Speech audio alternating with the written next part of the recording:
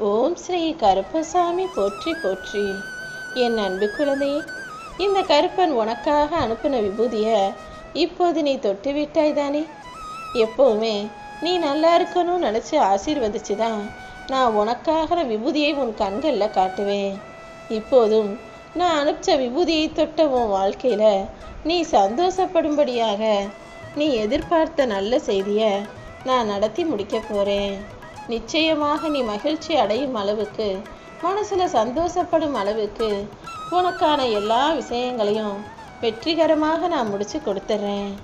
நீ எப்பவுமே எல்லாரையும் மன்னிக்கிற அளவுக்கு நல்ல பிள்ளையாக இருப்பதுங்கிறது எனக்கு சந்தோஷமான விஷயமாக தான் இருக்குது.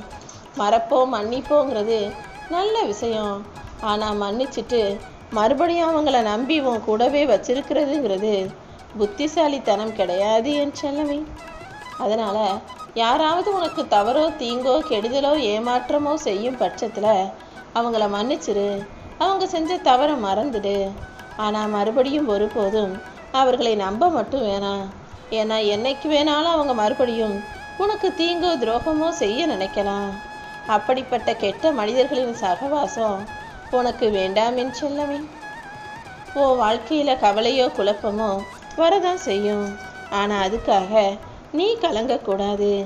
உனக்கு துணையாக யாருமே இல்லைனா தானே நீ பயப்படணும். இந்த கருப்பசாமி உனக்கு துணையாக இருக்கும்போது நீ தைரியமாக இருக்கலாம் அல்லவா. தாங்க முடியாத துன்பமே வந்தாலும் நீ தன்னம்பிக்கையோடு இருந்தினா இந்த கருப்பசாமி நிச்சயமாக உனக்கான வெற்றியை கொடுப்பேன். நீ எப்போதும் நிதானத்தை கடைப்பிடி. நேரமாக ஆக கலங்கின நீர் எப்படி தெளிஞ்சான நீராக தெளிந்த நீராக பளபளப்பாக சுத்தமாக பளிச்சுன்னு மாறுமோ, அதே போல காலம் போக போக உன்னுடைய கலக்கமும் கவலையும் தீர்ந்து போய் உன் நிலைமை சரியாகும். இப்பொழுது உனக்கு துணையாக நான் இருக்கும்போது இனி நீ எதுக்காகவுமே வருத்தப்பட வேணாம்.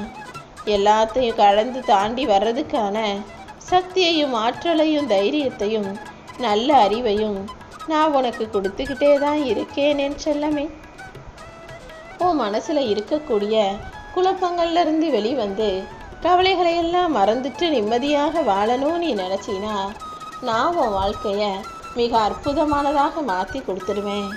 அது மட்டும் இல்லை, இன்னும் செல்வ செழிப்போடும் பேரோடும் புகழோடும் நீ வாழும்படி இந்த கருப்பசாமி செய்ய போகிறேன். நிச்சயமாக உன்னை உயரத்தில் வச்சு அழகு பார்ப்பேன். இதுவரைக்கும் உன் வாழ்க்கை எப்படி இருந்தாலும் இனிமே நிச்சயமாக மாறும். தனிமைங்கிற சிறையில் உனக்குன்னு யாருமே இல்லாத அனாதை போல உனக்கு ஒரு ஆத்திர அவசரத்துக்கோ உடம்பு சரியில்லைனாலும் ஓடி வந்து நிற்க ஒருத்தரும் இல்லாத அளவுக்கு நீ கஷ்டத்தோட மன வருத்தத்தோட வாழ்கிறங்கிறது எனக்கு தெரியும்.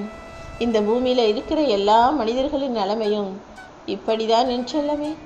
நீ நல்லா இருந்தீனா, நல்ல ஒரு விசேஷத்துக்கு போனாடா எல்லாரும் கூடி வந்து சந்தோஷமாக சிரித்து பேசி மகிழ்வார்கள்.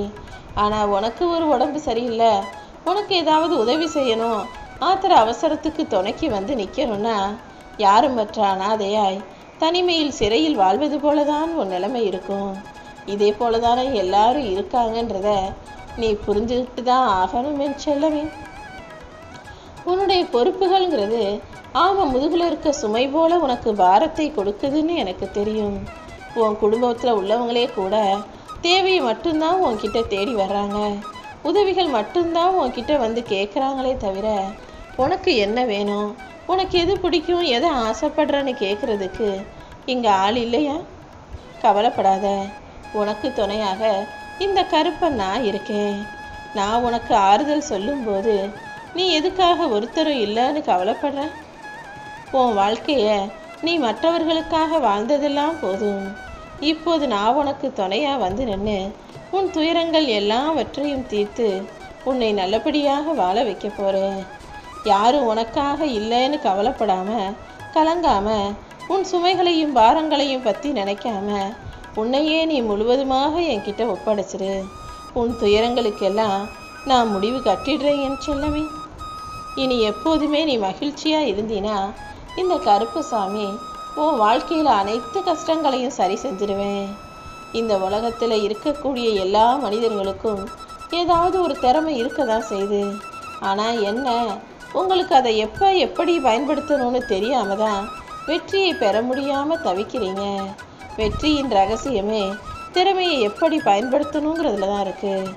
உனக்குள்ளே இருக்கக்கூடிய திறமையை எப்படி வெளிப்படுத்தி அதன் மூலமாக எப்படி சம்பாதிச்சு காசு பணத்தை பெருக்கிக்கிட்டு வாழ்க்கையில் நிம்மதியாக அமைதியாக வாழலான்னு கொஞ்சம் யோசிச்சின்னா அதுக்கான வழிகளை உன் கண்களில் நான் காட்டுவேனேன்னு செல்லமே.